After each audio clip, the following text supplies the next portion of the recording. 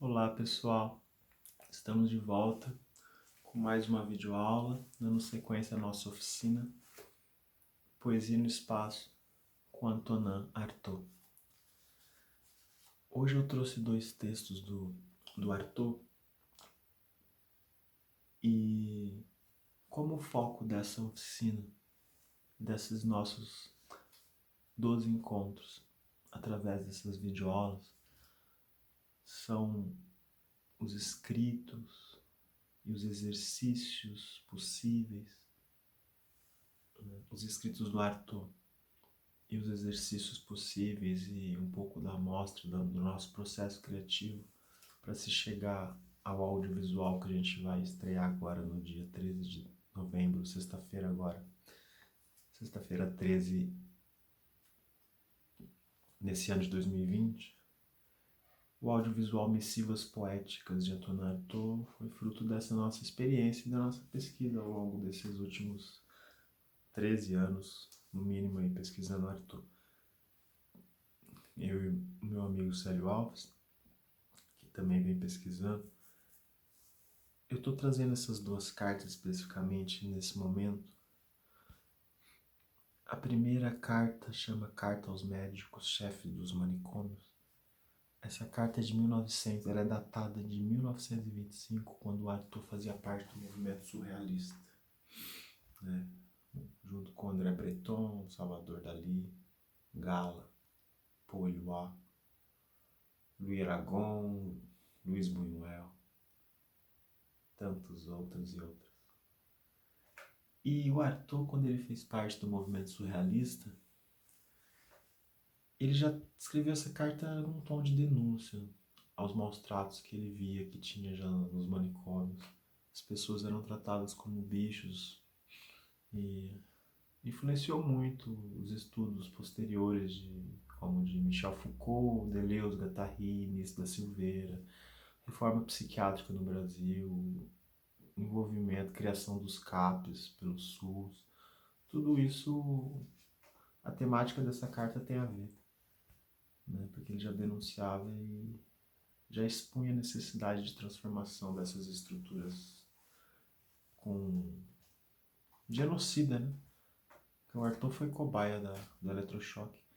E eu tenho um grande amigo de infância, ele tomou eletrochoque no Brasil em pleno século XXI, ele me contou.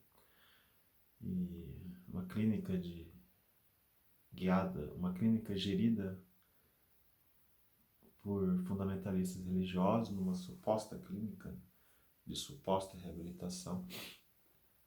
E ele disse que essa clínica nem existe mais porque a revolta foi tanta que ela foi destruída por pessoas que passaram por ela. Mas enfim, eu fiquei chocado porque em pleno século XXI eu tive um relato de um grande amigo que tomou eletrochoque como um castigo da suposta clínica. Então E no Brasil, especificamente de 2016, 2017 para cá, tem se buscado afrouxar as leis que vieram com a reforma psiquiátrica, buscando desestabilizar e desestruturar o SUS e a gente sabe, os CAPs e todas essas políticas públicas que vieram com a reforma psiquiátrica.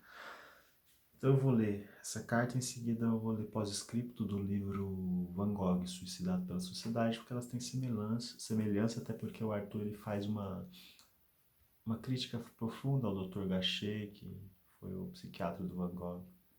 Ele falava que o Dr. Gachet tinha uma certa inveja do Van Gogh, queria ser artista e não teve coragem de ser, e tratou o Van Gogh muito mal. O Van Gogh também foi uma cobaia da psiquiatria à época. Então vamos lá, eu vou ler o Carta aos Médicos, Chefe dos Manicômios, de 1925, depois a gente para refletir um pouco sobre. Vou ler em seguida vou emendar com Van Gogh, Suicidado pela Sociedade também. Depois a gente reflete um pouco e para quem quiser essas cartas tem na internet, tem alguns livros também. E elas são cartas muito profundas e uma delas, no caso, a primeira que eu vou ler, ela foi utilizada também no nosso audiovisual que vamos estrear sexta-feira agora. sexta-feira, 13, pela tarde, aqui no nosso canal, Betinho Teatro das Artes, para quem puder ver o audiovisual, divulgar, curtir, compartilhar, né, a nossa milenar paixão teatral. Carta aos médicos-chefes dos manicômios, 1925. Senhores, as leis e os costumes vos concedem o direito de medir o espírito. Essa jurisdição soberana e temível é exercida com vossa razão. Deixai-nos rir. A credulidade dos povos civilizados, dos governantes, adorna a psiquiatria de não sei que luzes sobrenaturais. O processo da vossa profissão já recebeu seu veredito. Não pretendemos aqui discutir o valor da vossa ciência, nem a duvidosa existência das doenças mentais. Mas para cada 100 supostas patogenias, nas quais se desencadeia a confusão da matéria e do espírito, para cada 100 classificações, das quais as mais vagas ainda são as mais aproveitáveis, quantas são as tentativas nobres de chegar ao mundo cerebral onde vivem tantos dos vossos prisioneiros? Quantos, por exemplo, acham que o sonho do demente precoce, as imagens pelas quais ele é possuído, são algo mais que uma salada de palavras? Não nos surpreendemos com o vosso despreparo diante de uma tarefa para a qual só existem uns poucos predestinados. No entanto, nos rebelamos contra o direito concedido a homens, limitados ou não, de sacramentar com o encarceramento perpétuo suas investigações no domínio do espírito. E que encarceramento! Sabe-se, não se sabe o suficiente, que os hospícios, longe de serem asilos, são pavorosos cárceres, onde os detentos fornecem uma mão de obra gratuita e cômoda, onde os suplícios são a regra e isso é tolerado pelos senhores. O hospício de alienados, sob o manto da ciência e da justiça, é comparável à caserna, à prisão, à masmorra. Não levantaremos aqui a questão das internações arbitrárias para vos poupar o trabalho dos desmentidos fáceis. Afirmamos que uma grande parte dos vossos pensionistas perfeitamente loucos, segundo a definição oficial, estão eles também arbitrariamente internados. Não admitimos que se freie o livre desenvolvimento de um delírio tão legítimo e lógico quanto qualquer outra sequência de ideias e atos humanos. A repressão dos atos antissociais é tão ilusória quanto inaceitável no seu fundamento. Todos os atos individuais são antissociais. Os loucos são as vítimas da ditadura social.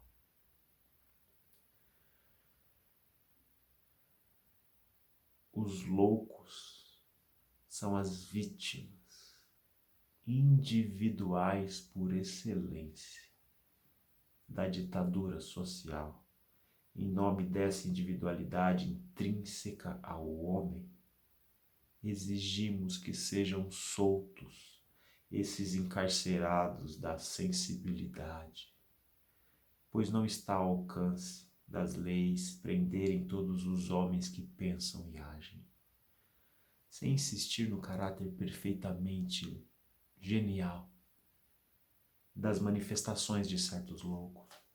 Na medida da nossa capacidade de avaliá-las, afirmamos a legitimidade absoluta de sua concepção de realidade de todos os atos que dela decorrem.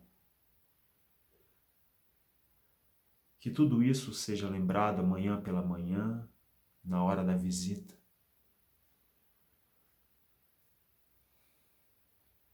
Quando tentarem conversar sem dicionário com esses homens sobre os quais reconheçam os senhores só têm a superioridade da força.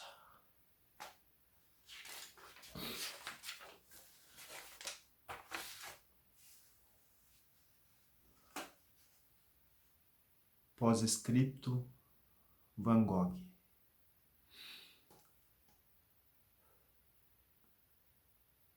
Van Gogh não morreu num estado propriamente de delírio, mas por ter sido corporalmente o campo de batalha de um problema em torno do qual o espírito iníquo desta humanidade se debate desde as origens.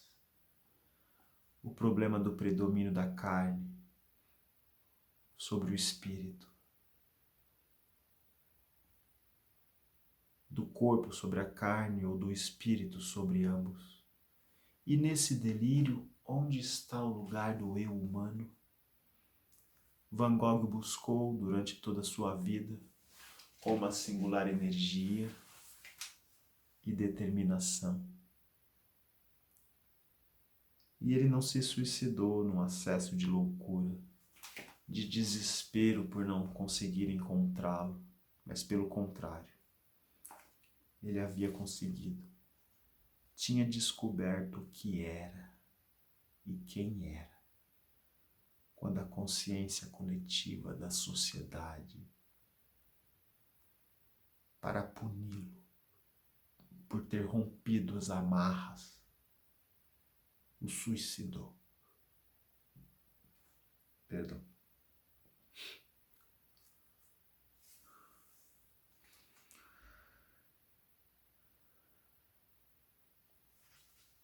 Vamos voltar aqui. Mas pelo contrário, ele havia conseguido. Tinha descoberto o que era e quem era. Quando a consciência coletiva da sociedade, para puni-lo por ter rompido as amarras, o suicidou. E aconteceu com Van Gogh, como poderia ter acontecido com qualquer um de nós, através de um bacanal, de uma missa, de uma absolvição, ou qualquer outro rito de consagração, possessão, sucubação ou incubação. Assim, a sociedade inoculou-se no seu corpo. Esta sociedade absolvida, consagrada, santificada e possuída, apagou nele a consciência sobrenatural que acabara de adquirir. E como uma inundação de corvos negros nas fibras da sua árvore interna, o submergiu no último vagalhão e, tomando o seu lugar, o matou. Pois está na lógica anatômica do homem moderno nunca ter podido viver, nunca ter podido pensar em viver, a não ser como possuído. Então vocês vejam que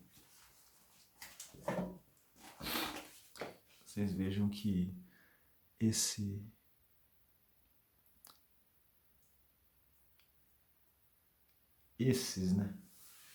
Esses dois textos, tanto o primeiro quanto o segundo, eles trazem uma relação, né? Até porque tanto o Artaud quanto o Van Gogh, em vida, sofreram profundamente. O Van Gogh ainda... não dá para medir o sofrimento de um ser. Ambos sofreram. E se o primeiro traz em si a denúncia e mostra que o louco, segundo a definição oficial, estava sendo privado da sua liberdade, o Van Gogh também estava sendo privado da sua liberdade. O Van Gogh só queria pintar, pelo simples prazer e desejo de pintar, sem saber porquê. Só queria pintar. O Van Gogh ainda morreu muito mais jovem, produziu muito, morreu com 37 anos, um jovem, né? Então,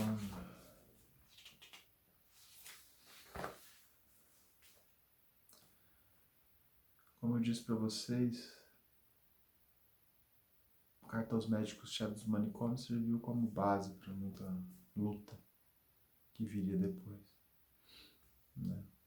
Para que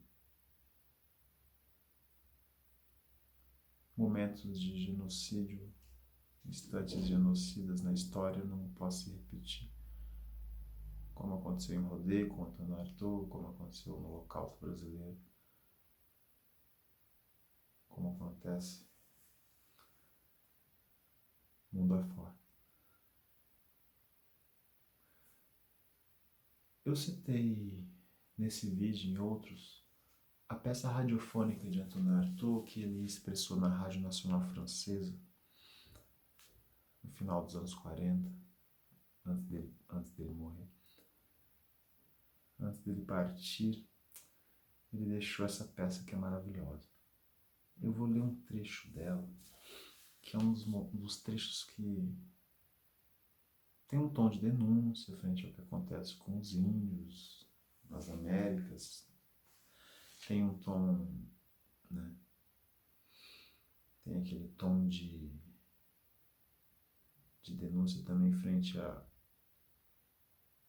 ao que ele já estava vendo, estava acontecendo na corrida armamentista, o exército dos Estados Unidos, especificamente, querendo ganhar força e ter base militar no mundo inteiro. O Artaud já tinha percebido isso.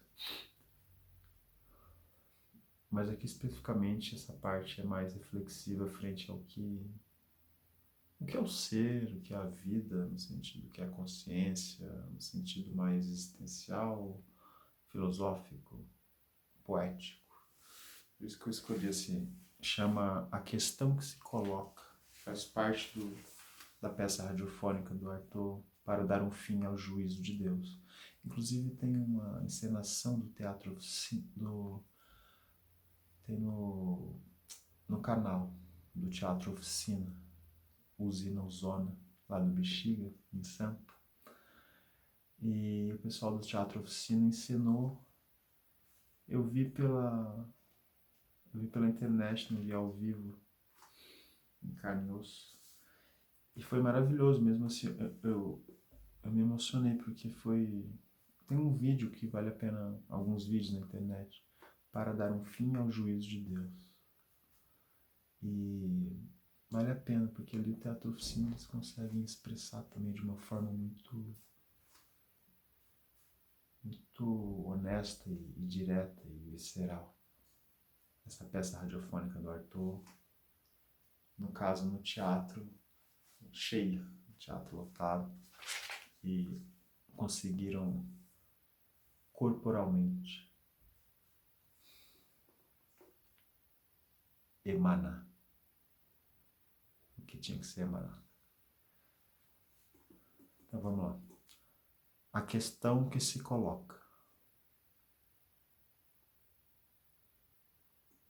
O que é grave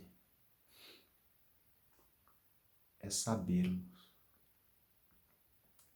que atrás da ordem deste mundo existe uma outra. Que outra? Não sabemos. O número e a ordem de suposições possíveis neste campo é precisamente o infinito. Eu vou voltar aqui, que eu acho tão lindo. Vale a pena ler de novo. Vejam bem. O que é grave é sabermos que atrás da ordem deste mundo existe uma outra. Que outra? Não sabemos. O número e a ordem de suposições possíveis neste campo é precisamente o infinito. E que é o infinito? O que é o infinito? Não sabemos, com certeza. É uma palavra que usamos para designar a abertura da nossa consciência diante da possibilidade desmedida, inesgotável e desmedida. E o que é a consciência? Não sabemos com certeza. É o nada. O nada que usamos para designar quando não sabemos alguma coisa, de que forma não sabemos, e então dizemos consciência. Do lado da consciência, quando há 100.000 outros lados. E então?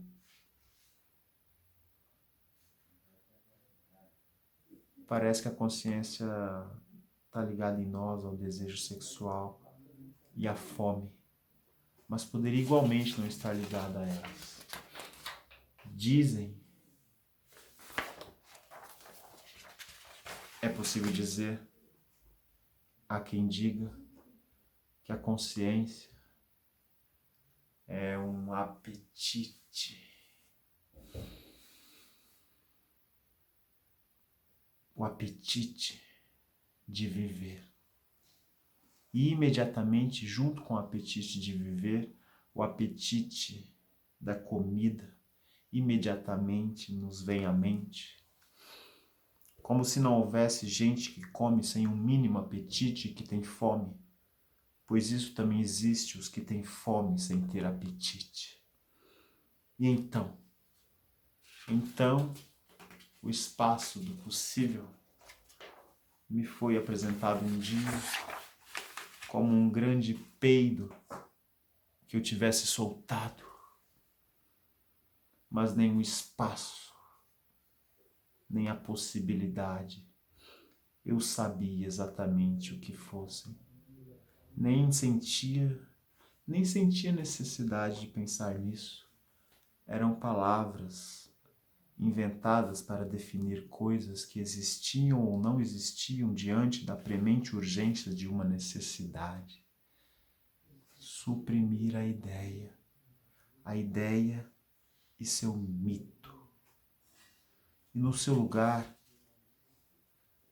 instaurar a manifestação tonante dessa necessidade explosiva, dilatar o corpo da minha noite interior, do nada interior, do meu eu que é noite, nada e reflexão, mas que é a explosiva afirmação de que há alguma coisa para dar lugar. Meu corpo. Mas como reduzir meu corpo a um gás fétido? Dizer que tem um corpo porque tem um gás fétido que se forma dentro de mim? Não sei. Mas sei que o espaço, o tempo, a dimensão, o devir, o futuro destino, O ser, o não ser, o eu, o não eu, nada são para mim. Mas há uma coisa que é algo. Uma só coisa que é algo. E que sinto por ele querer sair. E que sinto por ela querer sair. A presença da minha dor no corpo. A presença da minha dor do corpo. A presença ameaçadora, infatigável do meu corpo. E ainda que me pressionem com perguntas e por mais que eu me esquive a elas, há um ponto em que me vejo forçado a dizer não. Não à negação. E chego a esse ponto quando me pressionam e me apertam e me manipulam até sair de mim o alimento, meu alimento e seu leite. E então o que fica?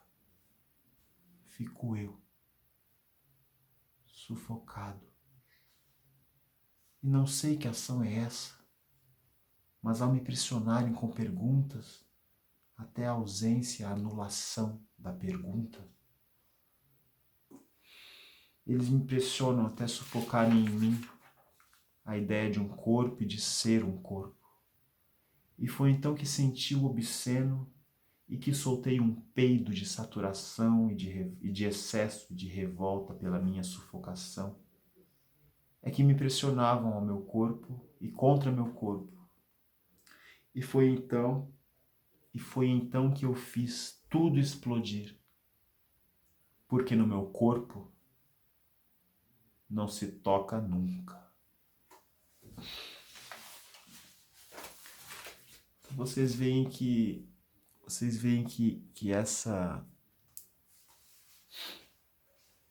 esses versos são bem profundos, porque eles vão questionando que além dessa realidade existe uma outra, e o que é o infinito, o que é a consciência, as possibilidades da consciência.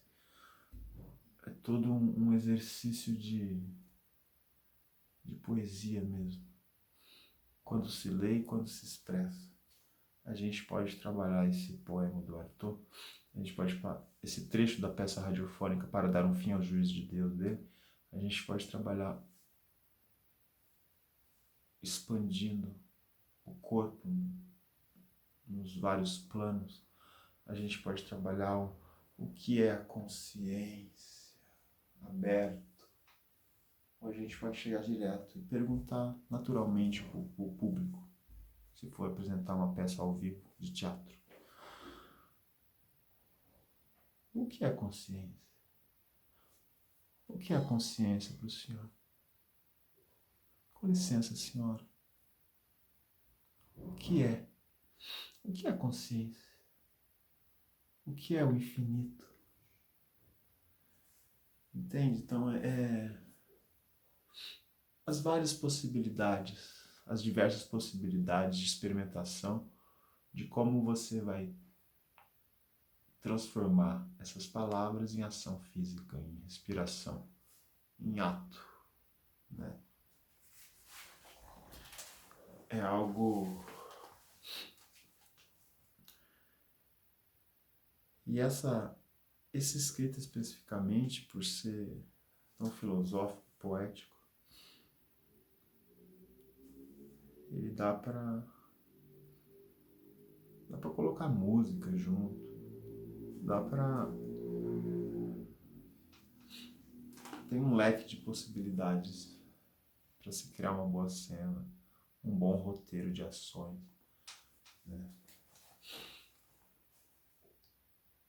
E quando ele começa o que é grave,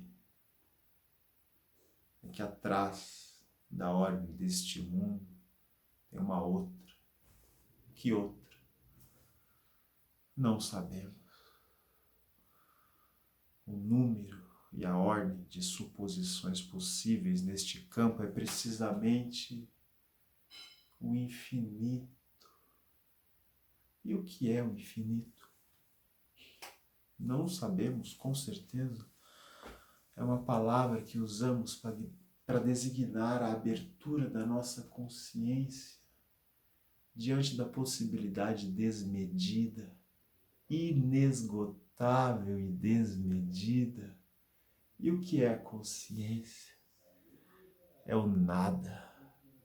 O nada que usamos para designar quando não sabemos de alguma coisa, de que forma não sabemos, então dizemos consciência. Quando há 100.000 outros lados. E então? Enfim, e assim vai, né, gente? A gente vai buscando transformar tudo em corpo, voz, respiração, olhar, movimento, gesto, postura, percepção do espaço, buscar trazer o som que tu emana aqui para a nuca, né? Como bem diria Antunes Filho, aqui para a nuca, que é sentir, você conseguir sentir aqui, né? Exercitar, fechar o olho, meditar, para poder chegar ao que é o infinito. Isso eu estou sentado, mas eu posso abrir aqui, vou me afastar um pouquinho para você. Eu posso abrir mais, né? Posso levantar. O que é o infinito? O que é a consciência?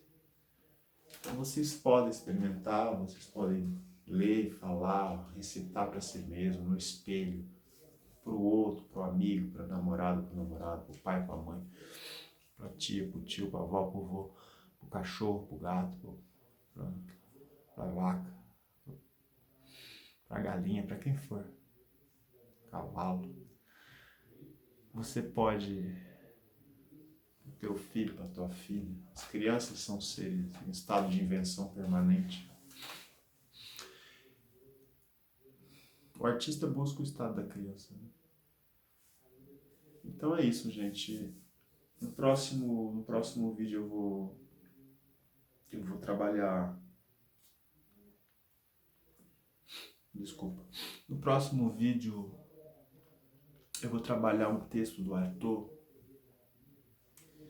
e também a questão da concentração, da importância da noção de espaço e de onde colocar cada palavra, como modifica quando tu respira, a emanação de cada palavra.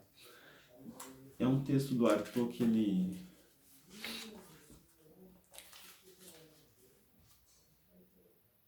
ele trabalhou